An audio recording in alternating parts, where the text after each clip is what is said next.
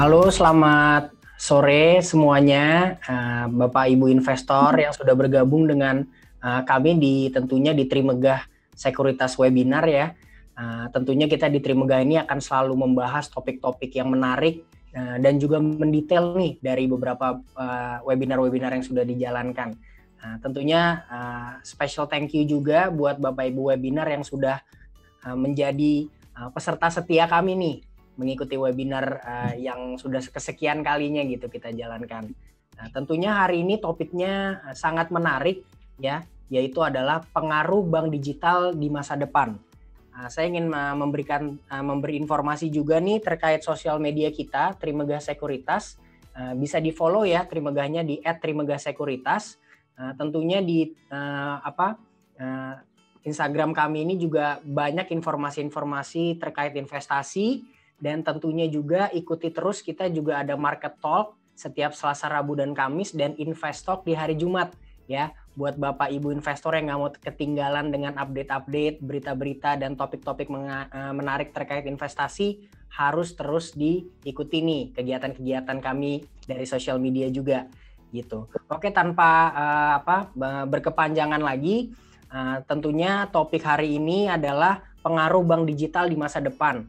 Ya, Bapak Ibu investor pasti tahu lah ya, sekarang trennya ini lagi digitalization on everything gitu ya. Mulai dari transportasi, sekarang kita pesan makan juga sudah melalui digital, ya kan, grocery shopping juga pakai digital. Nah, sekarang ini yang kita mau bahas ini adalah bagaimana masa depannya dengan perbankan ya. Kebetulan hari ini kita ditemani oleh pembicara yang istimewa ya. Yang pertama adalah dengan Ibu Rivina Rahisa selaku Equity Analyst PT Trimegah Sekuritas Indonesia, dan ada juga dengan Mas Willy Noisitorus nih dengan Deputy Head of Research PT Trimegah Sekuritas Indonesia. Selamat sore Mas Willy dan Mbak Ivi. Halo sore. Sore Gary, semua teman-teman di sini. Selamat sore. Ini partisipan yang ikut juga sudah ada 62 orang. Gimana nih Mas Willy, kita mau langsung lanjut aja atau mungkin saya akan buka dengan satu pertanyaan deh yang mungkin orang awam ya masih agak bingung nih. Sebenarnya bedanya apa sih digital banking dengan m-banking, itu bedanya apa Mas? Ya, mungkin silakan Ivi bisa menjawab pertanyaan itu. Oke. Itu juga sebetulnya pertanyaan pertama yang terlintas di kepala saya sih Mas Gary, begitu dengar yang namanya bank digital gitu ya. Tapi jadi gini, mungkin aku bisa provide sedikit gambaran bahwa jadi yang namanya digital bank atau bank digital itu pada definisinya adalah bank yang mengoperasikan kantor zero, kantor cabang gitu. Jadi cuman punya satu kantor fisik yaitu headquarter. Sedangkan kalau m-banking biasa, mobile banking biasa seperti yang kita gunakan, itu sebetulnya adalah produk layanan dari bank-bank yang ada di Indonesia, di mana sebetulnya transaksi konvensional itu didigitalisasi ke dalam m-banking itu sendiri gitu. Tapi kalau kita melihat kan di Indonesia itu belum ada ya yang namanya bank digital seutuhnya, itu belum ada karena memang lisensinya sendiri masih sama dengan commercial banks gitu. Oke, mungkin kalau dari sisi pelayanan yang diberikan itu ada perbedaan nggak antara m-banking dengan bank digital? Kalau mungkin kan kalau misalkan m-banking itu mungkin nih ya, apakah hanya sebatas biasanya orang transaksi, transfer dan segala macamnya. Mungkin kalau bank digital itu lebih advance lagi dari sisi pelayanan administrasi dan segala macamnya itu juga melalui digital. Kira-kira gimana ya? Ya, kalau kita ngelihat aplikasi bank digital yang ada di luar ya, karena kebetulan di Indonesia belum ada, perbedaannya itu ada Mas Gary. Jadi kalau dari m-banking itu adalah seperti yang tadi aku bilang, mendigitalisasikan transaksi konvensional seperti transfer, top up e-money, segala macam. Tapi kalau perbankan digital di luar itu biasanya ada fitur tambahan, yaitu berupa misalnya ada yang namanya fitur financial planner atau financial advisor gitu. Jadi misalnya once aku udah jadi nasabah bank digital tersebut, bank digital itu kan biasanya punya ekosistem yang baik ya, dan sehingga punya data-data customer tuh juga cukup baik gitu mengenai financial transaction dia selama ini di luar perbankan juga gitu. Nah, jadi dari situ mereka punya AI dan teknologi segala macam yang canggih, mereka bisa memprovide financial advisor atau planner yang bagus gitu. Itu tambahannya sih yang paling noticeable. Oke. Wah, berarti ini menarik banget. Jadi nggak cuman hanya menjadi sarana untuk bertransaksi juga, tapi di situ juga nasabah bisa keep on track on their expenses lah ya gitu dengan financial planner itu tadi gitu. Oke, menarik nih. Jadi peserta di sini pastinya udah nggak bakal bingung lagi nih antara m-banking dengan bank digital itu apa. Mungkin tanpa berlama-lama, saya persilahkan aja waktu dan tempatnya untuk Mbak Ivi dan Mas Willinois Sitorus, langsung aja dimulai dengan presentasinya. Oke, selamat sore teman-teman partisipan semuanya, Bapak Ibu yang sudah join di webinar Trimegah hari ini. Saya Ivi dan saya bersama Deputy Head of Research Trimegah, Willinois. Kita mau discuss nih hari ini tentang pengaruh bank digital di masa depan.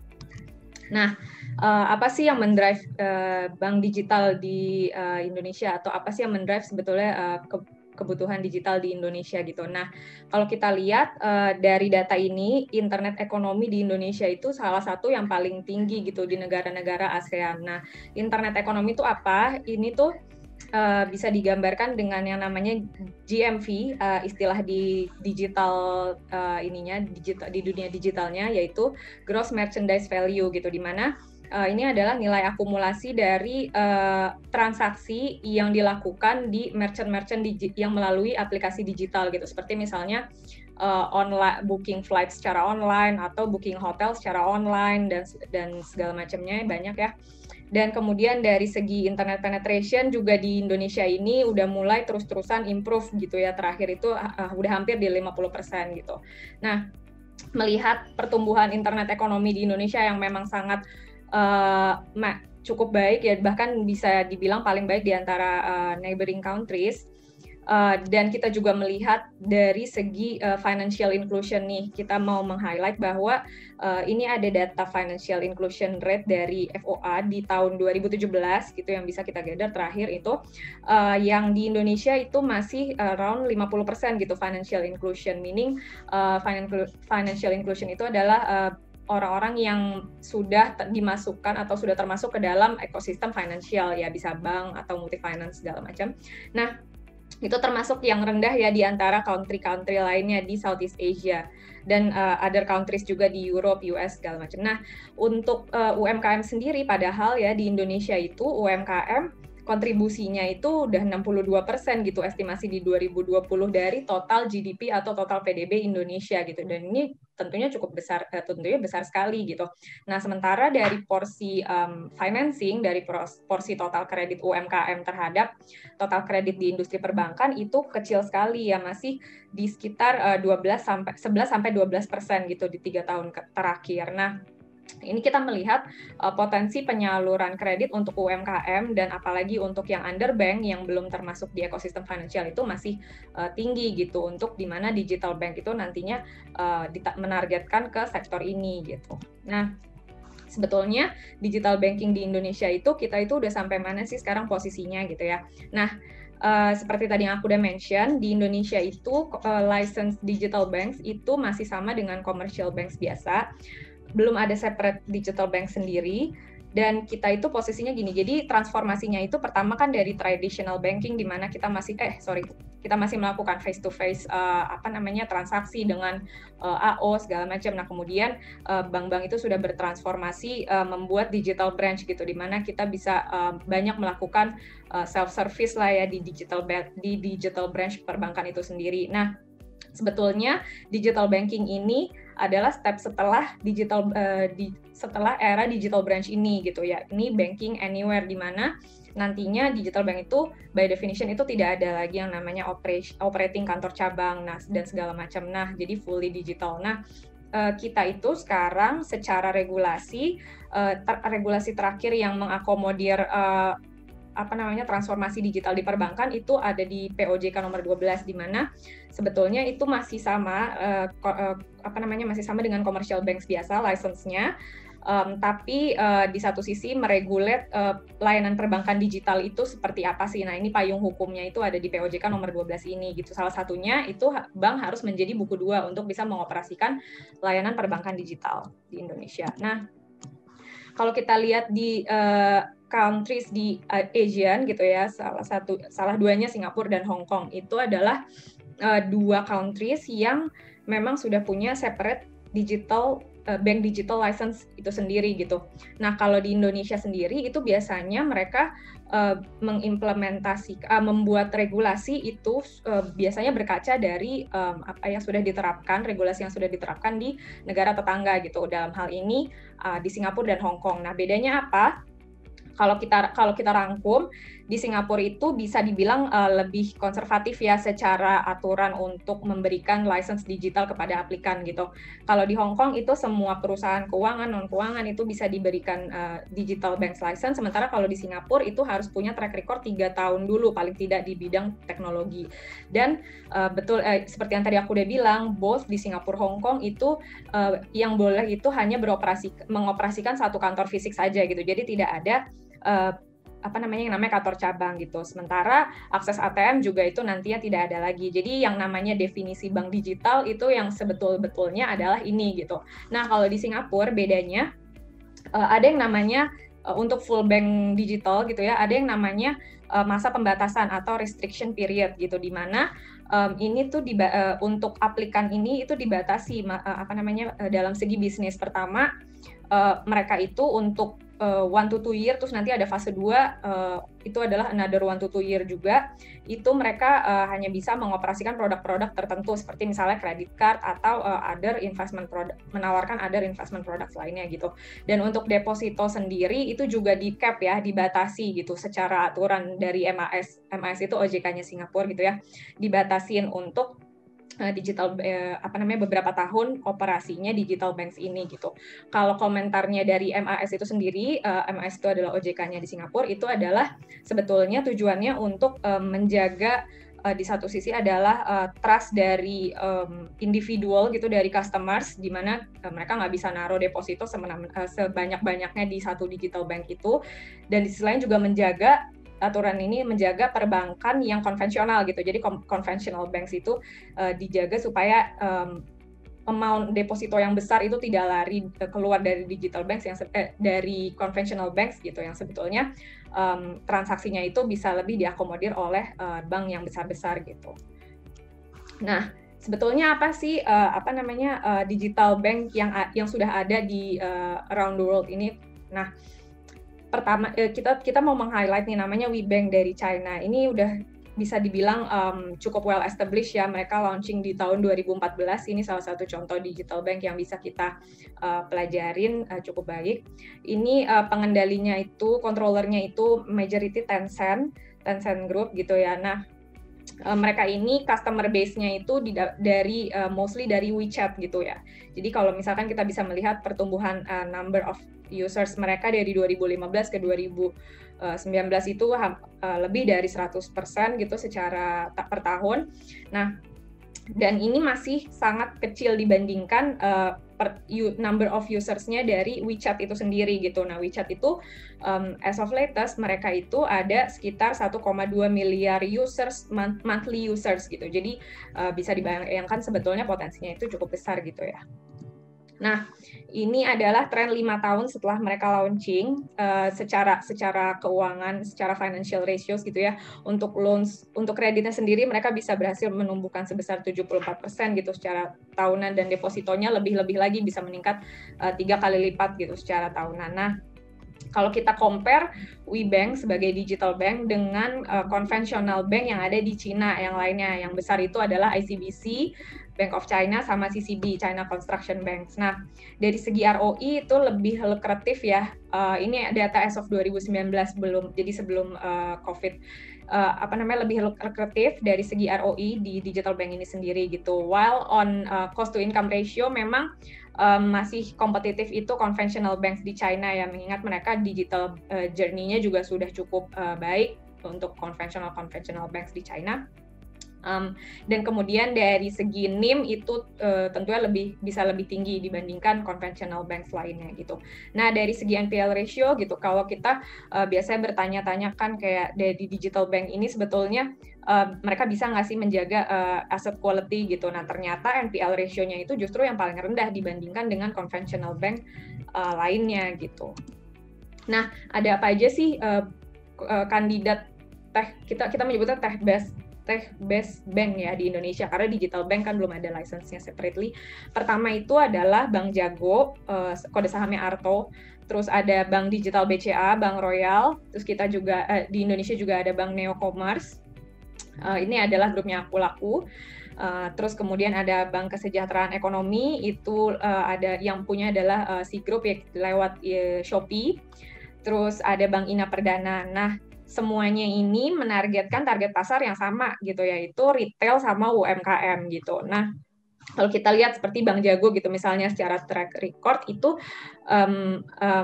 memang kan Bank Jago ini baru saja diakuisisi oleh salah satunya itu adalah Bapak Jerry Eng ya, yaitu ex presiden direktur dari Bank BTPN, di mana sewaktu di BTPN track recordnya itu beliau yang membangun digital app yang disebut Genius gitu ya, pasti sudah familiar sekali dengan digital app Genius serta kesuksesannya gitu pada waktu itu. Nah, kalau kita lihat, kalau kita total itu total loans dari kelima bank ini sekarang itu masih kecil tentunya, sekitar 10 triliun, tapi dan itu kalau dibandingkan dengan big banks itu masih kecil banget, masih di bawah 1%-nya dari total loans-nya big banks gitu, belum sizable.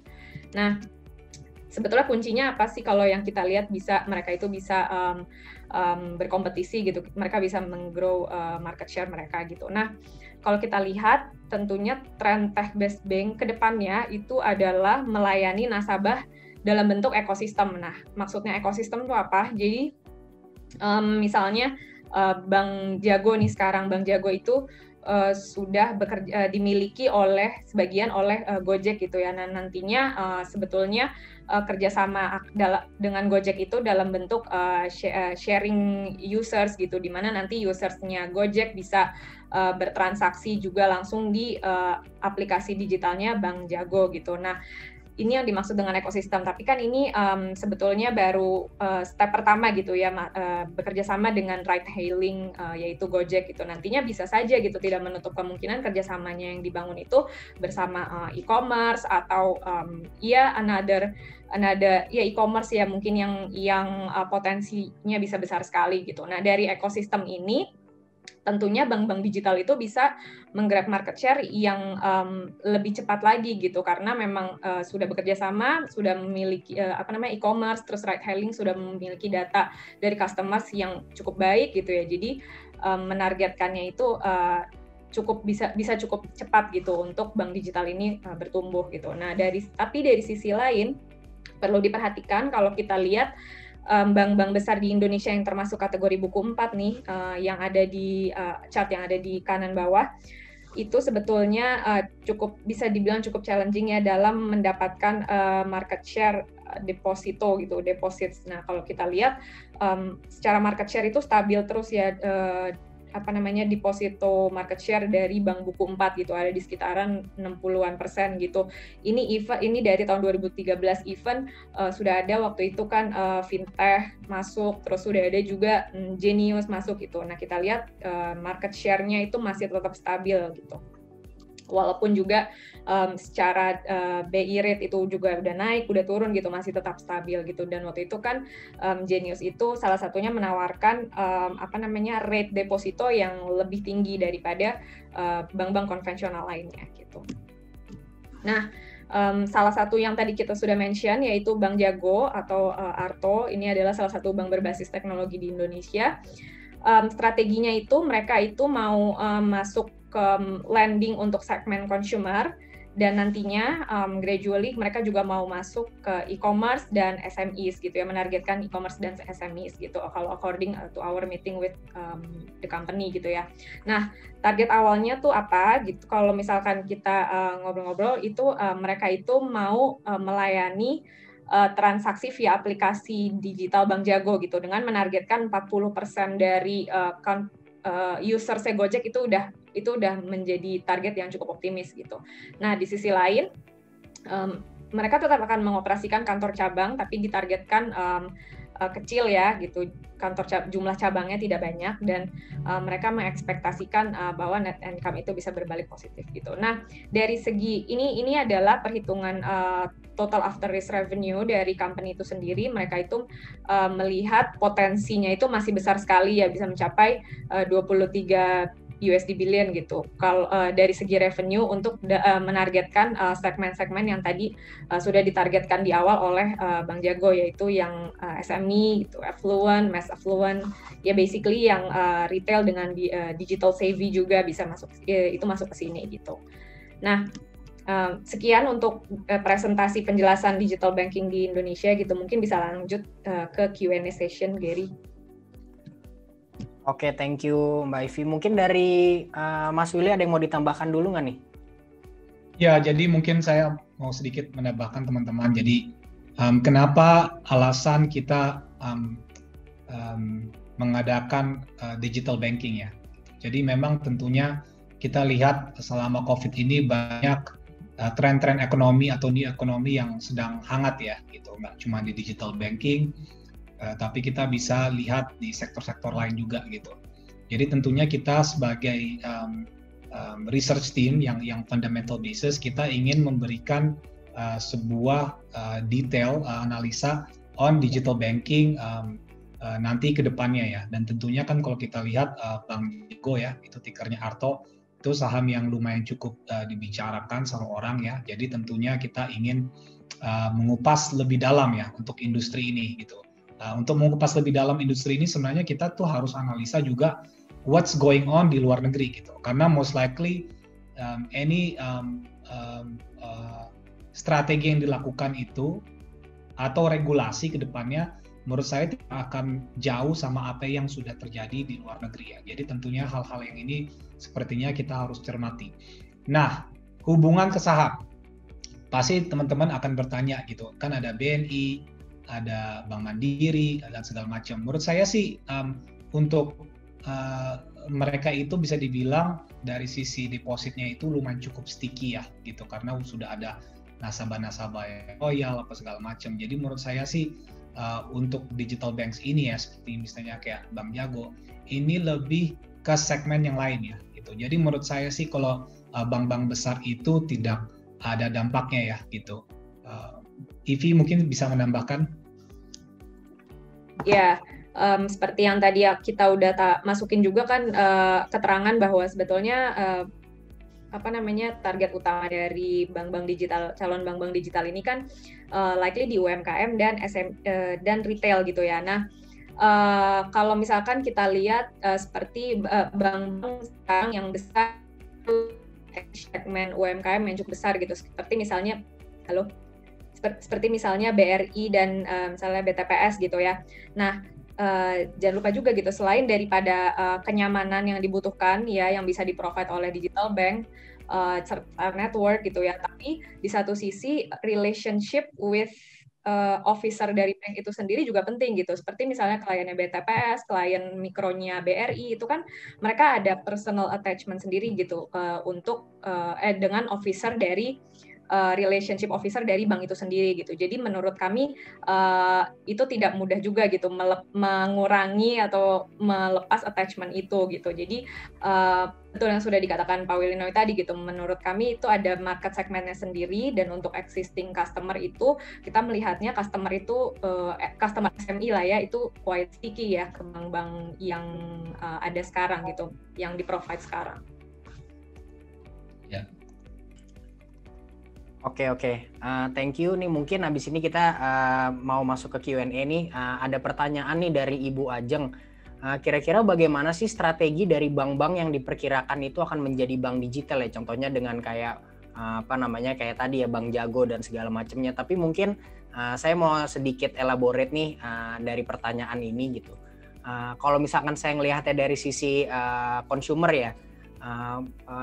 Dalam hal perbankan itu kan memang loyalty dari seorang nasabah itu kan menurut saya cukup tinggi ya. Kayak contohnya misalkan saya nih kalau memang dari kecil memang sudah terbiasa pakai bank BCA gitu, mungkin susah juga gitu saya untuk pindah ke bank yang lain. Mungkin kalau ada, kecuali misalkan memang ada kebutuhan oh misalkan memang terima gaji dari bank lain dan segala macamnya gitu. Nah, mungkin ada nggak sih strategi-strategi spesifik atau strategi-strategi besar yang digunakan oleh bank-bank digital ini untuk dalam tanda kutip mencaplok nasabah-nasabah dari bank-bank konvensional ini gitu?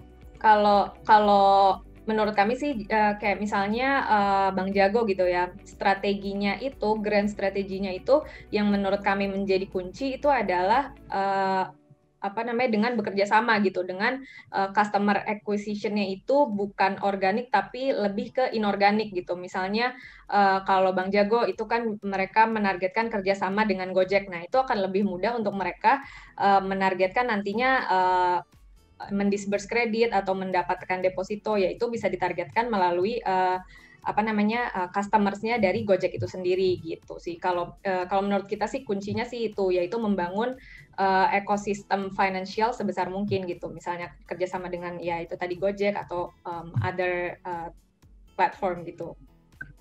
Oke, mungkin kalau tadi kan Bang Jago ini kan menargetkan itu kan optimisnya adalah conversion rate-nya sekitar 40% lah ya dari usernya Gojek gitu.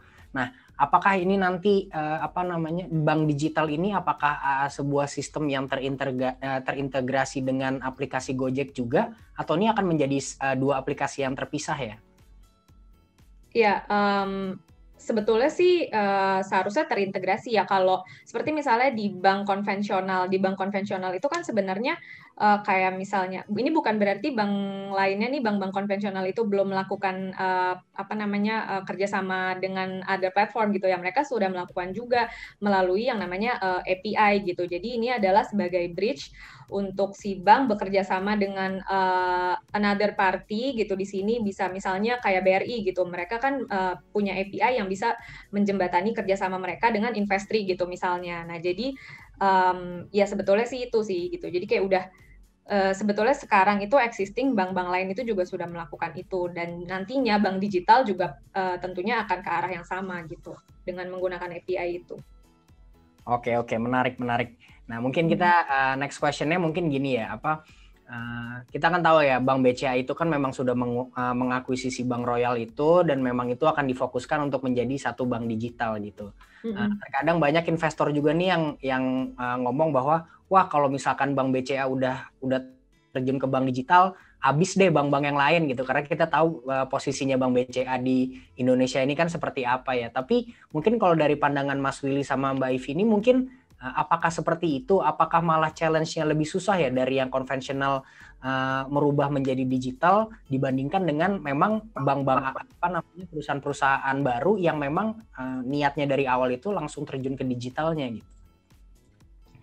Mungkin kalau yang kayak kalau untuk Bank BCA gitu ya misalnya, itu kan mereka sudah punya, betul yang tadi Gary bilang, sudah punya customer base yang kuat gitu ya, yang sudah mature banget gitu ya. Nah oleh karena itu makanya yang tadi kita udah jelasin bahwa sebetulnya kunci dari pemain-pemain baru di bank digital ini, yang kecil-kecil ini, yang baru-baru memasuki ini, itu adalah kuncinya adalah membangun ekosistem gitu, di mana yang mereka targetkan itu kan misalnya kayak tadi Bank Jago itu menargetkan kerjasama dengan Gojek gitu ya. Nah kayak misalnya, nah itu mereka menurut kami itu adalah segmen baru gitu. Misalnya kayak Gojek ini nantinya kan tentunya akan memprovide financing bisa untuk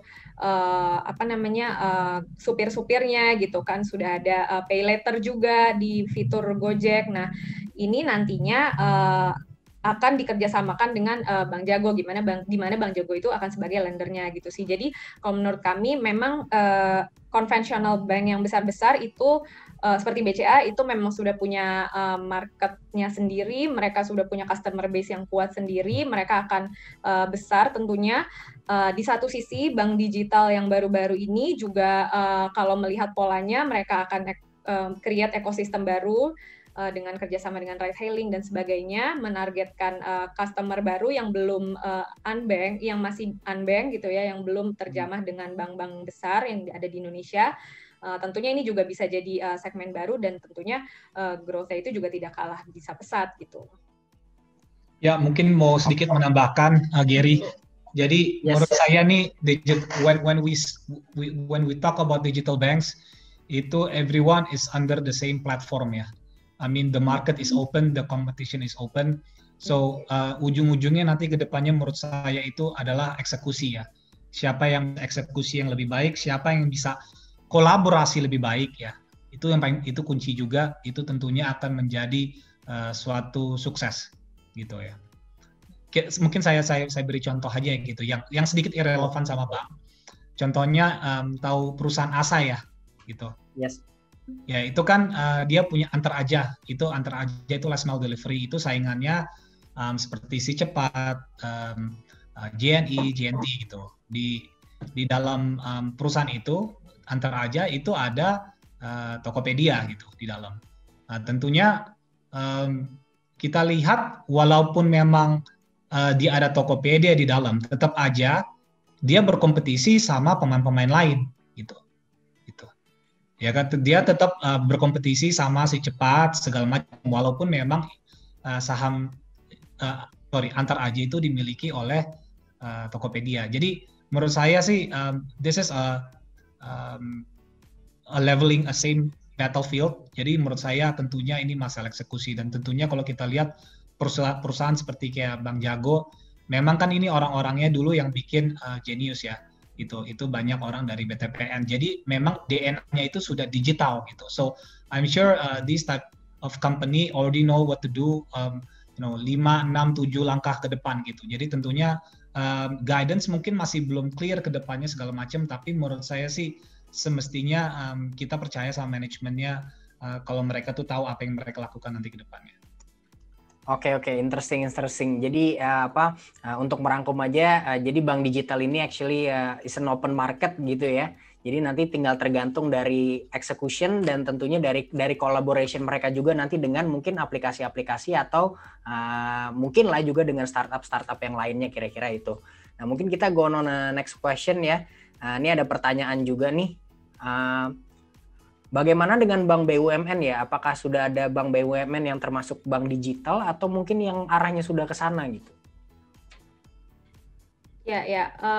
Kalau untuk bank BUMN yang besar gitu ya, seperti BRI itu kan arahnya juga sudah menuju digital ya, dari mereka menyebutkan yang namanya Brivolution gitu. Bahkan mereka sudah mau memasuki fase kedua dari Brivolution itu sendiri gitu, dari yang mereka itu sudah menciptakan new business proposition melalui digitalisasi ini. Terus mereka juga sudah mendigitalisasi back end proses mereka gitu. Jadi dari segi efisiensi itu harusnya juga perlahan-lahan bisa tercapai gitu. Seperti misalnya BRI itu kan sekarang sudah yang namanya memiliki aplikasi untuk relationship field officer ya. Jadi untuk field officer yang ada di rural areas itu mereka sudah memiliki suatu aplikasi yang bisa men-speed up, mempercepat proses aplikasi loan kredit aplikasi gitu loh dari masing-masing borrowers gitu. Nah, jadi sebetulnya sih bank BUMN ini memang sudah mengarah ke digital gitu ya, dan seperti yang aku mention tadi BRI gitu ya sudah juga mengarah ke bank digital. Maksudnya mereka sudah mempersiapkan segala macam infrastruktur untuk bisa mencapai visi dari digitalisasi itu sendiri gitu. Oke. Thank you. Mungkin nih ada pertanyaan berikutnya lagi nih dari Bapak atau Ibu Selvi nih.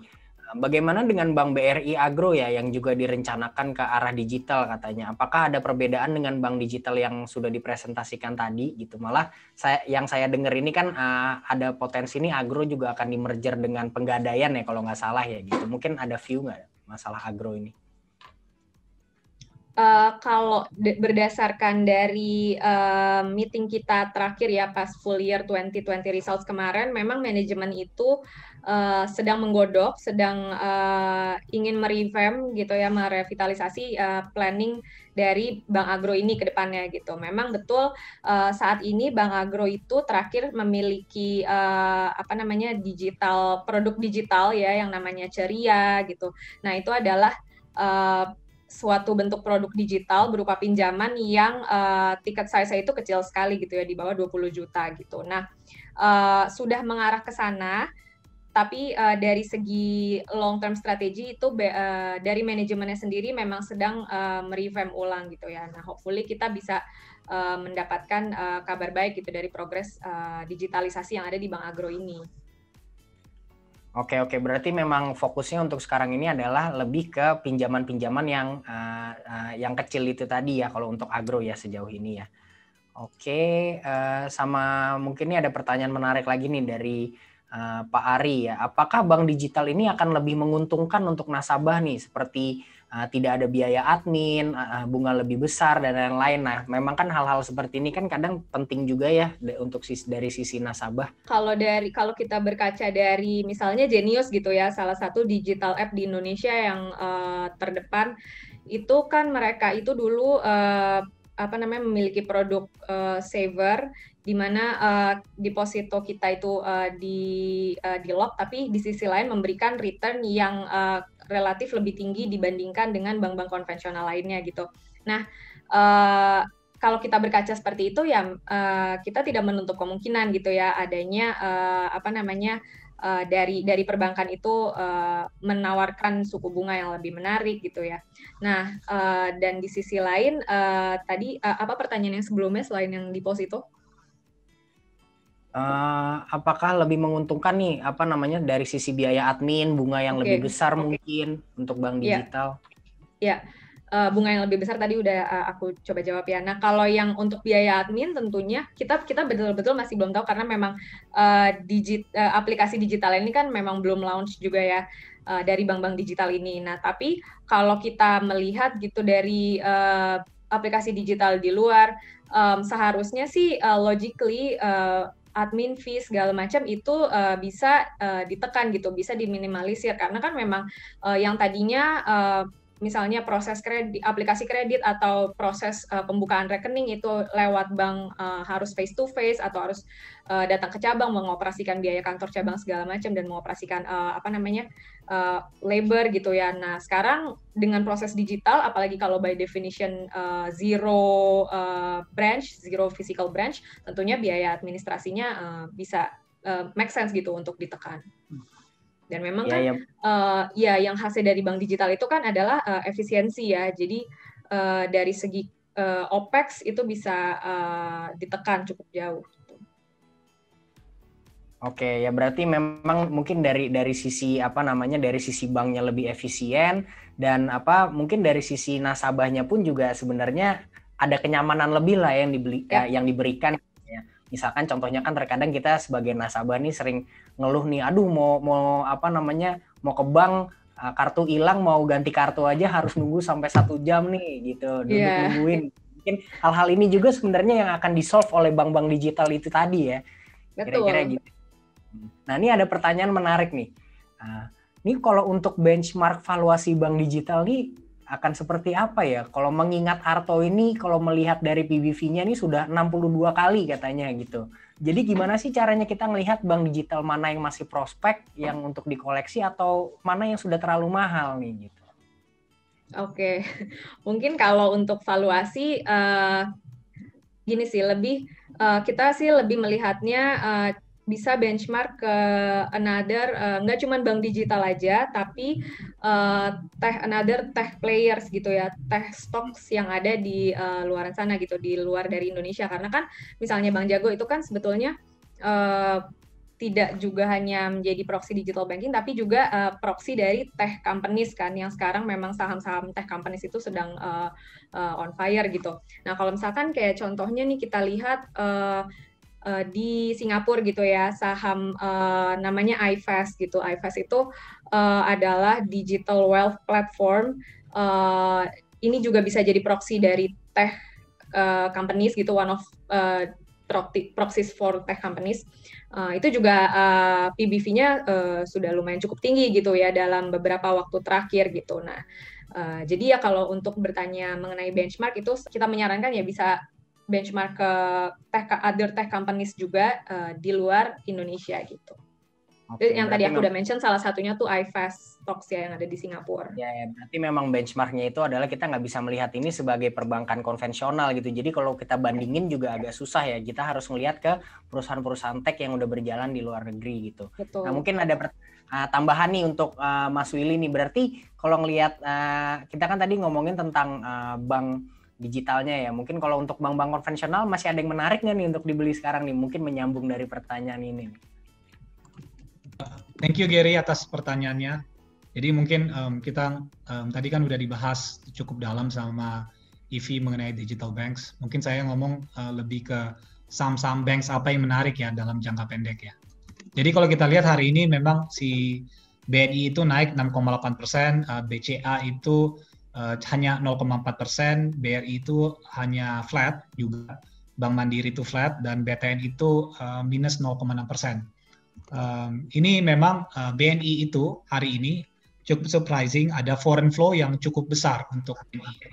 Biasanya among dari semua bank-bank besar, BNI itu foreign-nya paling kecil ya, gitu. Dan ini justru belinya paling gede sendiri. Nah, kenapa? Sebenarnya kan kita juga kemarin sudah ada analyst meeting ya. Jadi memang BNI ini sejak second half tahun kemarin, mereka sudah membukukan namanya loans at risk coverage gitu ya. Jadi loans at risk coverage-nya BNI itu sebesar 67% ya. Jadi kalau kita bandingkan misalnya BRI Bank Mandiri itu 26% sama 34%. Jadi tentunya mereka sudah take approach yang konservatif ya untuk mengantisipasi any asset quality yang bisa memburuk nanti ke depannya. Biasanya kalau foreign investor itu lebih suka bank yang lebih prudent ya, policy approach-nya yang lebih prudent. Dulu kan BNI kalau kita ingat memang secara valuasi dulu sempat jauh lebih murah dibandingkan Mandiri sama bank-bank lain karena memang waktu tahun 2015, 16, 17 mereka itu loan growth-nya paling kencang tapi mereka tidak memperhatikan dari sisi asset quality ya. Tapi kalau sekarang ini sebaliknya, jadi kelihatannya foreign investor itu semakin tertarik dengan BNI ya. Tapi jangan FOMO ya, gitu. Karena kan BNI udah naik cukup kencang. Ada saham lain yang belum naik, yang menurut saya itu lumayan menarik. Itu adalah BTN ya. Tickernya itu adalah BTN. Kenapa? Menurut saya dan Ivy, kita sering berbicara dengan saham apa yang menarik ya, either BTN atau BNI. Kita melihat kalau BTN itu provision cycle-nya sudah mereda gitu, karena mereka sebenarnya sudah melakukan provisi dari aset quality mereka yang kurang baik itu sudah lebih dari setahun gitu. Jadi tentunya semestinya dari sisi provisi membengkaknya itu akan tidak lebih buruk dibandingkan bank-bank lain. Dan kedua, berdasarkan ekonom kita, Pak Farul, mungkin Anda udah mengenal semua ekonom kita, dia mengharapkan suku bunga itu turun di bulan Maret ya. Gitu.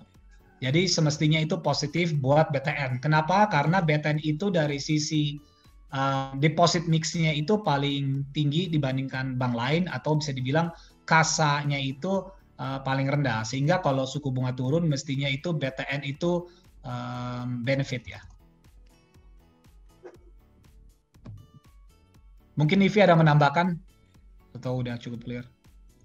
Cukup Will, dan tadi yang prediksi dari full year result-nya juga untuk BTN cukup baik sudah juga ya. Ya, results-nya BTN akan keluar 1-2 minggu lagi dan mestinya above expectation ya. Ya.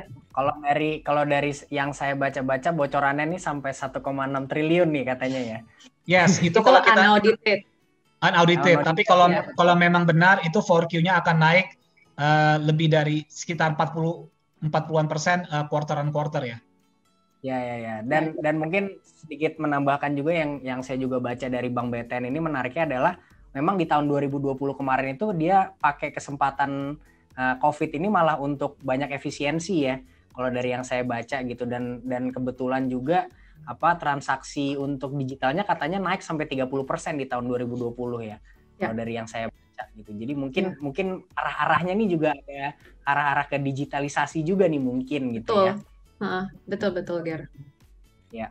Memang memang BTN itu baru-baru ini memang sedang mencoba mentransformasikan digitalnya gitu, terlebih untuk back-end proses mereka gitu kan. Sekarang susunan board of directors-nya juga sudah ada beberapa yang dari ex Bank Mandiri gitu ya. Nah mungkin yang dimana bisa jadi ada kemungkinan bahwa bisa mereplikasi yang sudah dilakukan dulu di Mandiri, sekarang direplikasi di BTN gitu.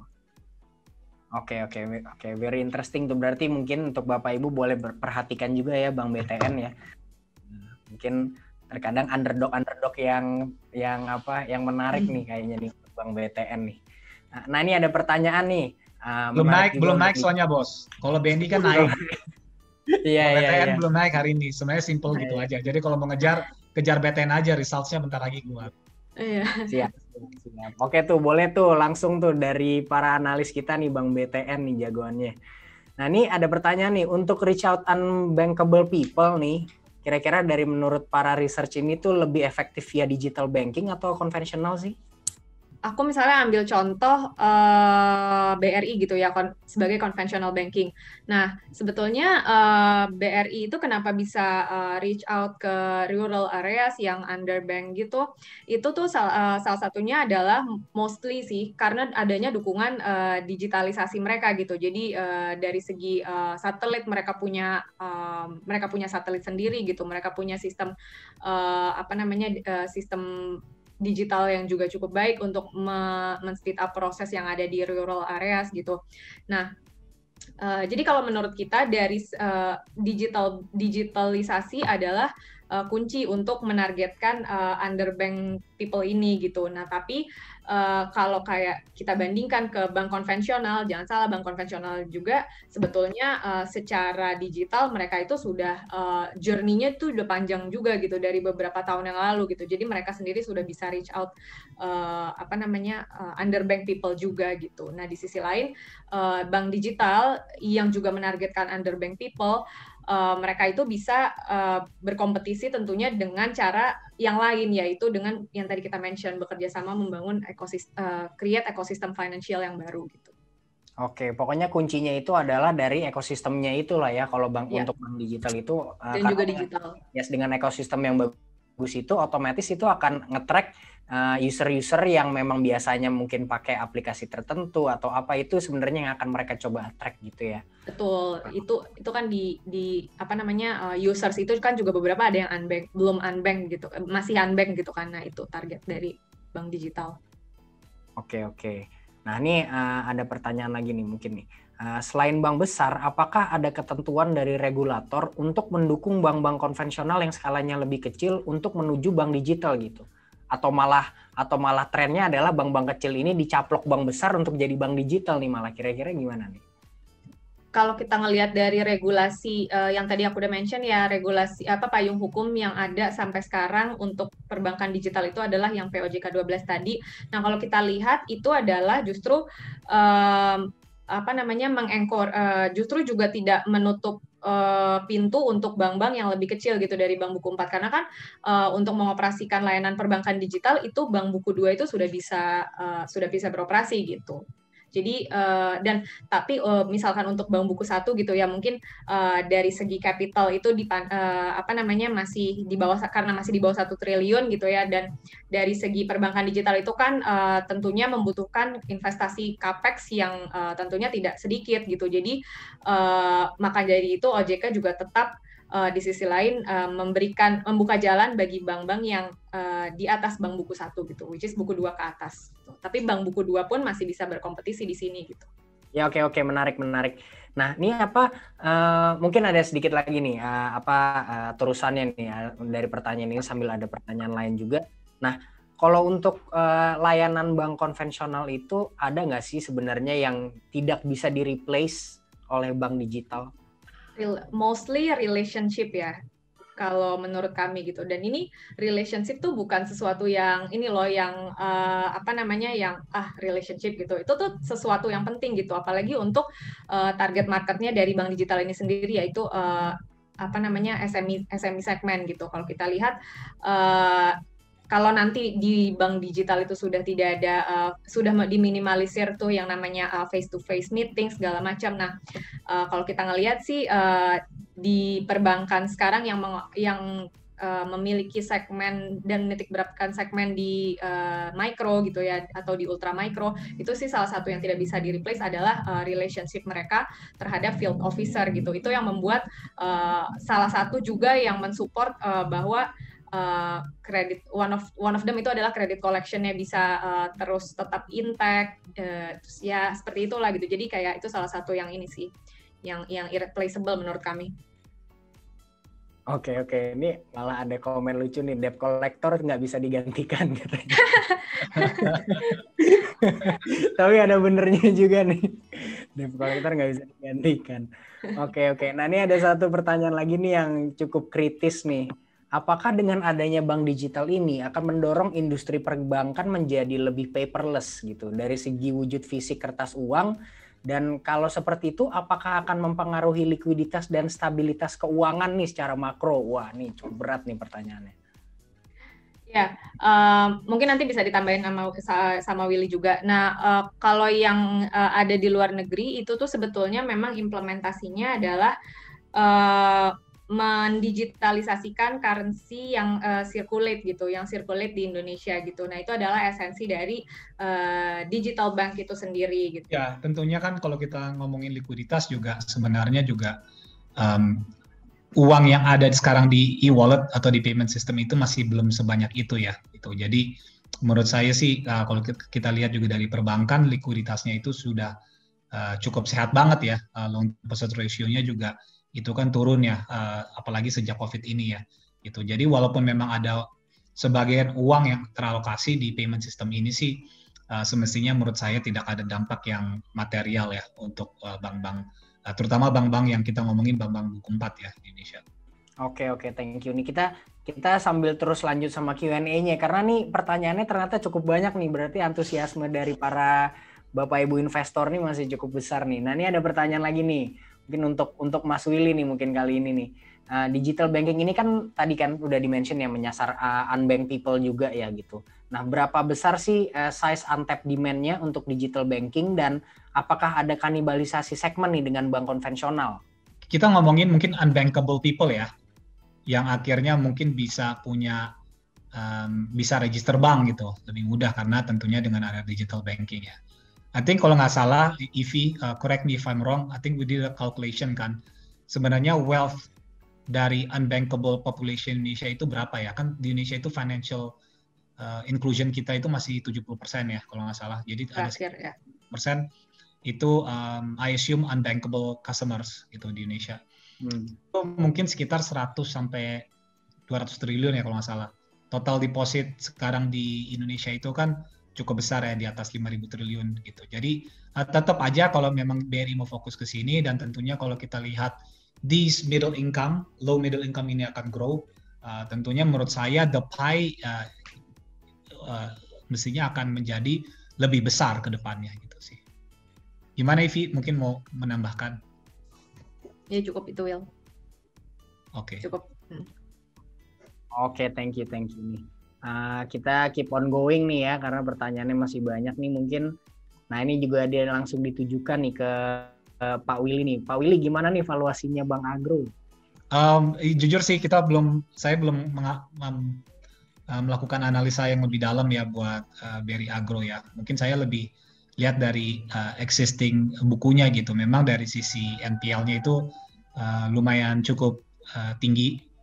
Tapi kan tentunya mereka sudah ada rencana melakukan beberapa inisiatif yang cukup oke ke depannya dengan go digitalization, lebih serius fokus. So I think we have to do more work lah nanti ke depannya untuk to have a clearer view on BRI Agro. Mungkin Ivy mau menambahkan? Ya benar. Sebetulnya sih kalau soalnya gini kayak misalnya memang valuasi sekarang itu sudah cukup tinggi gitu ya. Nah, tapi di sisi lain kan kita itu melihat valuasi itu forward looking ya. Nah, tapi di satu sisi juga BRI Agro itu seperti yang tadi sudah di-mention bahwa mereka masih akan mereframe dulu strategi bisnis mereka ke depannya gitu. Jadi untuk dari valuasi sendiri itu juga kita masih akan terus memperhatikan sebetulnya strategi yang akan dilaksanakan ke depannya itu seperti apa sih gitu untuk bisa menjustify valuasi yang nantinya itu bisa ditargetkan gitu berapa. Oke, berarti nanti diikuti lagi ya Bapak Ibu ya untuk dari sisi valuasinya Agro ini nanti juga akan kita di-review lagi kembali. Nah nih lanjutnya mungkin nih dampaknya Bank Royal sebagai bank digitalnya BCA itu apa ya terhadap valuasinya gitu, atau mungkin dari sisi sentimennya juga mungkin dari Mas Willy atau Mbak Ivi melihatnya ini something yang very positif nggak? Terutama untuk bank seperti BCA yang mungkin udah heavy banget ya kalau dilihat orang ya, apa dari sisi valuation-nya?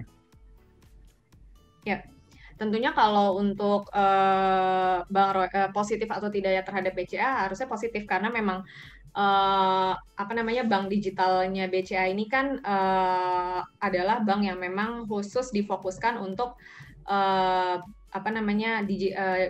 semua proses digitalisasi gitu ya dengan tidak mengganggu existing proses yang ada sekarang di Bank BCA gitu. Nah, kalau dari segi valuasi memang tidak menutup kemungkinan jikalau memang Bank Royal ini seperti ya kita berkaca ke tech atau digital bank companies yang ada di negara tetangga gitu ya yang valuasinya bisa re-rate terus-terusan gitu. Nah, ini tidak menutup kemungkinan juga untuk Bank BCA yang memiliki Bank Royal ini jikalau memang nantinya secara strategi itu bisa dieksekusi dengan baik dan secara kuncinya kan memang adalah sebetulnya infrastruktur dari IT-nya itu sendiri cukup atau tidak menyokong bisnis proses dari bank itu sendiri gitu. Karena kalau memang secara eksekusi nanti memang betul-betul baik, tidak menutup kemungkinan gitu adanya valuasi yang bisa lebih baik lagi gitu dari yang sekarang. Oke. Berarti di take note tuh Bapak Ibu investor, berarti memang digitalisasi dari Bank BCA ini melalui Bank Royal ini juga perlu diperhatikan nih adalah menjadi satu sentimen positif untuk Bank BCA ke depannya. Nah, ini ada pertanyaan lagi nih menarik nih. Kolaborasi Gojek dengan Arto nih, apakah GoPay ini bisa dihitung nantinya sebagai dana pihak ketiga nih gitu? Atau mungkin dikolaborasi juga langsung pay later-nya dengan lending-nya dari Arto sendiri gitu? Kalau by regulation, GoPay itu adalah e-wallet ya, dan e-wallet itu tidak di-record di ini kan adalah entity yang berbeda gitu kan. E-walletnya GoPay adalah produknya Gojek sendiri dan Arto itu ada rekening sendiri gitu ya, rekening customer sendiri. Nah, kalau memang nantinya customer dari GoPay ini misalnya gini, misalnya kerjasamanya nanti dalam bentuk, misalnya untuk mau top up GoPay itu sudah bisa langsung dari Bank Arto. Nah, mau nggak mau kan berarti GoPay customers ini harus membuka rekening di Bank Arto, di Bank Jago. Nah, melalui rekening yang dibuka di Bank Jago dan saldo yang ditaruh di Bank Jago itu baru di-record di balance sheet-nya Bank Jago gitu. Tapi kalau misalkan dana yang ada di e-wallet-nya GoPay itu tidak di-record semerta-merta langsung ke Bank Jago seharusnya gitu. Oke, berarti memang masih dua hal yang berbeda itu ya. Berarti tadi disampaikan bahwa entity yang berbeda.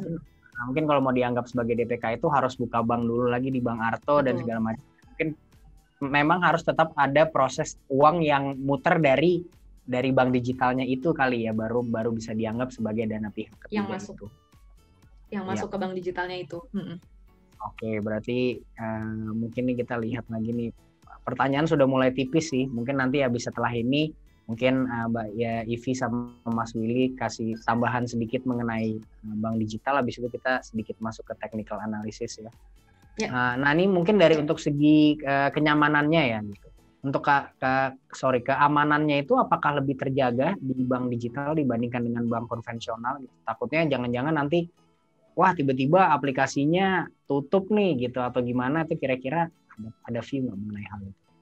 Betul, keamanan itu memang menjadi kunci di bank digital gitu ya. Makanya dari itu kalau kita berkaca, kita lihat pada prakteknya di Singapura, itu kan secara khusus di regulasinya itu mengatur bahwa ada batasan tertentu untuk menjalankan produk-produk apa yang bisa ditawarkan dari bank digital itu gitu. Nah, di satu sisi customers itu kan sudah punya trust yang lebih ya terhadap bank yang sekarang mereka pakai gitu. Nah, jadi ya itu tadi sih, dari segi keamanan itu memang perlu ada perhatian yang lebih lanjut gitu terhadap keamanan dari digital app banking digital app ini. Dan kalau kita berkaca dari Singapura sih, dari segi regulasi itu sudah mendukung untuk memitigasi dari aspek keamanan juga gitu, dari aspek security gitu. Jadi nanti kita lihat aja gitu, kemungkinan nanti regulasi di Indonesia itu akan cenderung seperti di Singapura kah atau seperti di Hong Kong kah gitu. Oke, berarti memang karena regulasi ini juga masih berjalan, jadi mungkin salah satunya dari sisi keamanannya itu juga kita harus tetap lihat terus dan pantau terus ke depannya ya, kira-kira in terms of regulation-nya itu nanti akan seperti apa. Oke nih, nanti untuk bank digital ini mungkin ada potensi juga nggak sih mereka bisa masuk ke dalam sistem, targetnya itu apakah mungkin nanti juga bisa berkembang ke korporasi juga atau mereka akan tetap bermain di ranah yang sifatnya retail aja atau gimana nih? Oke, dari yang kandidat-kandidat yang ada di Indonesia ini kan sebetulnya target mereka itu adalah MSME dan retail ya, consumer gitu. Tapi ya paling kerjasamanya itu adalah dengan misalnya dengan korporasi itu ya sebetulnya kerjasama aja gitu dengan misalnya e-commerce atau ride hailing, tapi ujung-ujungnya menargetkan segmen retail atau UMKM gitu. Nah, tapi tidak menutup kemungkinan juga jikalau nanti misalnya step up gitu ya ke higher ticket size gitu, karena kalau kita lihat dari yang ada di Singapura itu kan digital license-nya juga mereka ada separate khusus untuk yang wholesale gitu, jadi tidak menutup kemungkinan. Oke, berarti memang tidak menutup kemungkinan, tapi itu mungkin masih nanti kali ya, untuk for now itu mungkin targetnya masih ke yang sifatnya retail dulu. Oke, mungkin untuk Q&A-nya cukup sampai di situ aja. Mungkin sebelum kita lanjut ke technical analysis sedikit nih, Mbak Ivi sama Mas Willy ada yang mau ditambahkan lagi nggak untuk merangkum nih mungkin segala sesuatu yang sudah kita bicarakan dari awal? Ya, thank you Gary. Mungkin kalau kita lihat memang tentunya kita dari sisi research selalu memberikan bukan hanya saham ya, tapi tentunya mega trends ya yang perlu dicermati sama investor ya, dan tentunya digital banks ini suatu hot topic yang menarik juga. Nanti kan webinar juga nanti kita akan kupas juga mengenai hybrid ya, atau low carbon emission vehicle ya, kalau nggak salah itu minggu depan ya. Jadi kalau kita lihat ya, mungkin saya sekedar sharing sebagai analis. Dulu kalau misalnya 2 atau 3 tahun lalu yang menentukan valuasi itu untuk re-rate atau de-rate itu adalah earnings growth atau enggak earnings predictability ya. Tapi sekarang ini lebih ke ESG factor ya gitu. Tentunya earnings growth sama earnings clarity itu tetap penting, tapi juga ada komponen ESG. Jadi kalau apakah suatu bisnis ini memberikan dampak yang baik buat ekonomi? Apakah perusahaan ini memberikan dampak yang baik buat secara global gitu, segala macam ya. Jadi hal-hal yang seperti itu juga akan menentukan ESG gitu. Oke, thank you Mas Willy. Mungkin Mbak Ivi ada yang mau ditambahkan? Iya, ya kalau kita melihat dari digitalisasi ini, sebetulnya ini bukan suatu value proposition yang baru gitu ya bagi dunia perbankan. Kalau kita lihat juga bank-bank konvensional itu sudah jauh memiliki journey on digitalization ini dari beberapa tahun terakhir gitu ya. Nah, jadi dan dengan munculnya pemain-pemain baru di digital perbankan itu menurut kami bukan menjadi sesuatu yang bisa men-threatening gitu bagi existing players di perbankan gitu. Justru malah bisa meningkatkan kompetisi yang tentunya akan positif, dan kita juga menunggu regulasi yang semoga juga bisa mengakomodir bank-bank yang sudah ada, bank besar yang sudah ada, dan juga bank-bank yang baru bermunculan yang bergerak di bidang digital banking ini gitu. Oke, thank you banget nih. Nah, tadi Mas Willy juga udah nyampein yang menarik juga tuh. Nanti minggu depan kita akan bahas juga nih tentang electric car gitu ya. Nanti harapannya berarti memang harapannya juga trennya mudah-mudahan adalah orang semua naik electric car, transaksi pakai bank digital. Kira-kira trennya kayak gitu ya. Mungkin. Oke, thank you banget nih untuk paparan mengenai bank digitalnya. Tentunya juga pastinya banyak banget menjawab pertanyaan dari para investor kemarin tuh yang lihat bahwa wah kayaknya nih bank digital nih kan lagi banyak diperbicarakan juga gitu. Tapi mungkin kita sedikit kasih bonus lah nih buat para peserta webinar hari ini nih. Mungkin Mas Willy, Mbak Evi bisa kasih sedikit pandangan dong. Mungkin ada nggak sih sektor-sektor lain yang perlu kita perhatikan nih yang mungkin masih menarik juga nih, karena kan mungkin investor ini sekarang lagi agak kesulitan nih melihat kira-kira sektor apa lagi nih yang potensial, karena kan IHSG ini kan beberapa hari kemarin ini kan tidak sebulish biasanya gitu. Mungkin ada kasih pandangan-pandangan nggak? Ya, jadi menurut saya tentunya kita mulai fokus lagi ke sektor siklikal ya, gitu. Kenapa? Jadi memang kalau saya lihat juga sepertinya US stimulus itu yang 1,9 triliun itu kemungkinan bisa terjadi lebih cepat dibandingkan yang diperkirakan. Jadi kemarin kan sempat ada gangguan tuh antara Senat sama House of Representative di Amerika ya, whether 1,9 triliun stimulus itu bisa diimplementasikan atau tidak gitu. Bahkan waktu itu ekspektasinya bisa turun dari 1,9 triliun menjadi 1,2 triliun. Sepertinya ini kayaknya bisa goal stimulusnya ya. Jadi kalau misalnya itu ada stimulus terjadi, semestinya ini akan berdampak positif ya buat emerging market dan tentunya akan dampak positif buat Indonesia. Apalagi nanti ditambah dengan suku bunga akan turun ya berdasarkan Chief Economist kita Om Fahrul di bulan Maret. Jadi semestinya saham-saham yang seperti kayak Astra, tentunya saham-saham perbankan yang memang deposit mix-nya itu lumayan cukup tinggi seperti kayak BTN atau bahkan BRI itu akan diuntungkan. Juga saham-saham misalnya kayak property sama construction itu juga diuntungkan ya. Construction misalnya kayak Waskita, misalnya kalau kita lihat kayak property misalnya kayak Ciputra dan segala macam juga akan diuntungkan ya gitu. Jadi ya menurut saya untuk temanya paling nggak untuk satu bulan ke depan itu yang menarik ya. Perlu diketahui indeks kan sempat dari 6.400 turun waktu itu di bawah 6.000 ya. Nah, sekarang udah mulai pulih lagi karena memang sentimen dari margin trading ya gitu.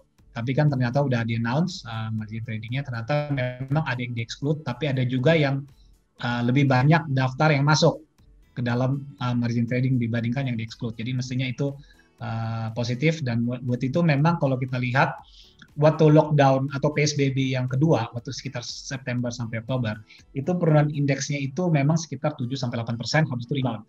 Dan ini benar dari waktu indeks kita dari 6.400 sempat hampir 5.800 itu sekitar 7% eventually rebound lagi gitu ya. Cuman menurut saya yang masuk ini sekarang selama beberapa hari ini adalah smart money ya. Jadi memang investor yang fundamental gitu yang melihat likuiditas itu bagus dan tentunya dengan ada development vaksin itu positif semestinya ekonomi itu akan pulih kembali nanti di second Q dan second half tahun ini ya. Perhaps mungkin Ivi bisa menambah sedikit ya tentang COVID vaccine development ya karena Ivi ini sering melakukan analisa mengenai COVID ya. Oke. Iya. Jadi kan memang the next sebetulnya yang bisa kita lihat sebagai salah satu faktor yang bisa mengetahui sebenarnya on track atau enggak sih economic recovery itu kan salah satunya adalah vaksin. Nah, kalau kita pantau dari segi vaksin itu ada satu kandidat yaitu Johnson & Johnson di mana vaksin ini bisa diharapkan menjadi the next catalyst for the market. Dan ya sebetulnya sih results-nya itu expected dipublikasikan dalam waktu dekat ini. Nah, dan dari segi vaksinnya itu sendiri sebetulnya diharapkan bisa lebih baik daripada vaksin kandidat-kandidat yang sebelumnya karena memang hanya memerlukan single dose gitu. Jadi secara proses recovery itu seharusnya bisa lebih cepat gitu apabila menggunakan produk vaksin ini gitu. Nah, dan selain itu juga selain dari vaksin yang perlu kita pantau itu adalah kasus COVID di negara-negara yang memang sudah one step ahead dalam hal vaksin inoculation gitu. Kayak misalnya di Israel, di United Arab Emirates Arab gitu. Jadi mereka kan sudah one step ahead, sudah sekitar lebih dari 20% dari total populasi mereka yang sudah divaksin gitu ya. Nah, ini menjadi perhatian bagi kami untuk tetap on track dalam melihat sebetulnya efektif atau tidak vaksin yang sudah disuntikan ke penduduk di sana gitu. Kalau memang misalnya efektif, terjadi penurunan dari segi infection rate, dari segi death rate, tentunya itu akan menjadi the next catalyst positif juga untuk capital market gitu, untuk JCI. Oke, mungkin pertanyaan terakhir nih, mungkin terkait dengan COVID ini kan nanti pada saat vaksin datang ini kan mungkin datangnya itu kan dalam jumlah yang cukup besar lah ya, mungkin datang dalam berapa juta vaksin gitu. Nah mungkin ada sedikit prediksi nggak atau ada sedikit pandangan, mungkin ada nggak sih perusahaan-perusahaan terkait yang mungkin punya peran dalam hal distribusinya gitu, distribusi vaksinnya gitu. Saya dengar-dengar kadang katanya ada juga kayak Unilever nih bisa jadi ini punya peran juga nih karena dia punya cool box yang cukup besar juga kan, katanya mungkin bisa membantu distribusi juga dan segala macam. Mungkin ada view nggak mengenai ini? Iya, sebetulnya untuk perusahaan-perusahaan seperti Unilever gitu ya, tentunya kalau memang itu benar, ternyata hal itu benar gitu, bisa mensupport dari segi logistik, tentunya harusnya positif untuk dari segi ini tentunya berdampak positif gitu untuk saham untuk Unilever sendiri gitu. Nah di satu sisi kita juga masih punya saham-saham healthcare yang tentunya bisa memproksi lebih baik gitu ke proses vaksinasi ini apabila berjalan dengan sukses gitu. Oke. Silent ya. Sorry. Refleks tadi malah pencet. Thank you banget nih Mas Willy sama Mbak Ivi nih udah kasih paparan yang luar biasa juga mengenai bank digital. Tentunya nanti akan banyak webinar menarik lagi nih dari Trimegah Research ya. Selalu memberikan view kepada para investor juga di sini. Kira-kira trennya seperti apa sih dan sektor-sektor apa juga yang lagi menarik, bahkan juga kita banyak juga memberikan paparan mengenai ekonomi. Mungkin saya akan kasih sedikit technical analysis lah ya untuk banking.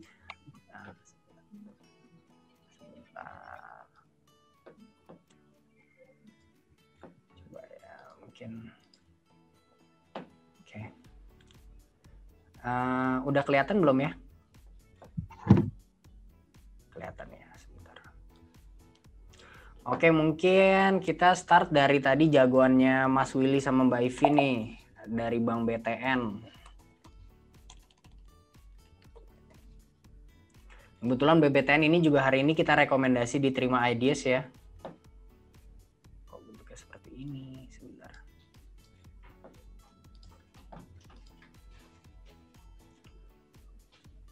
Sebentar ya, ini lagi agak. Waduh. Sebentar. Sebentar ya teman-teman ya.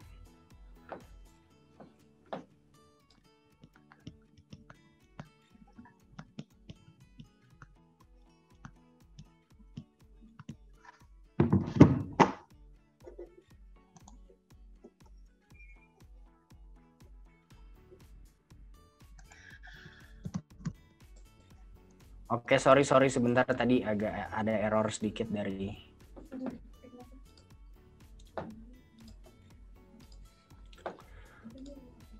Oke, view sedikit untuk Bank BTN hari ini.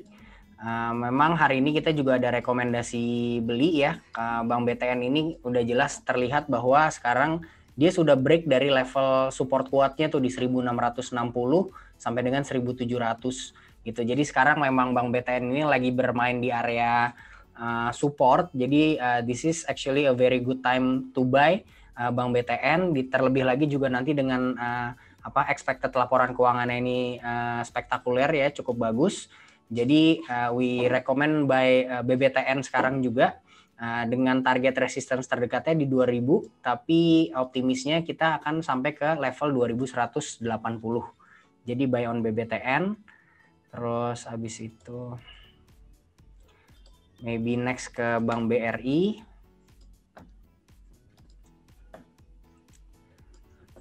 Bank BRI ini juga memang lagi sedikit ada perlawanan ya di area 4.450 ini ya. Dua kali dia coba menembus level ini tapi nampaknya gagal. Jadi buat Bapak Ibu investor yang tertarik untuk beli Bank BRI, better untuk nunggu dulu bahwa harga ini bisa break dari level 4.450. Kalau misalkan harga sudah break dari level 4.450, harusnya ini jadi sinyal yang kuat untuk BRI melanjutkan penguatannya sampai ke 4.950.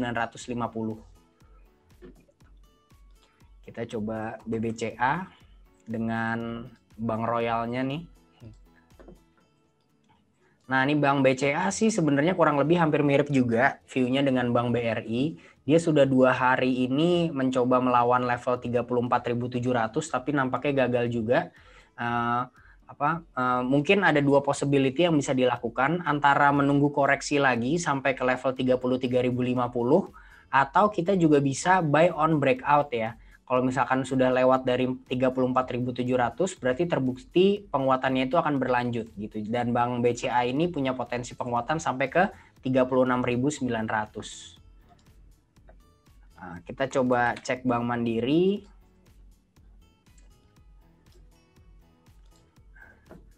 Bank Mandiri ini juga lagi berada di area area sedikit sideway ya, di ranging 6325 sampai dengan 6825. Ya, 2 hari ini dia sudah mengalami penurunan dan kalau kita lihat volume penurunannya juga meningkat dari kemarin.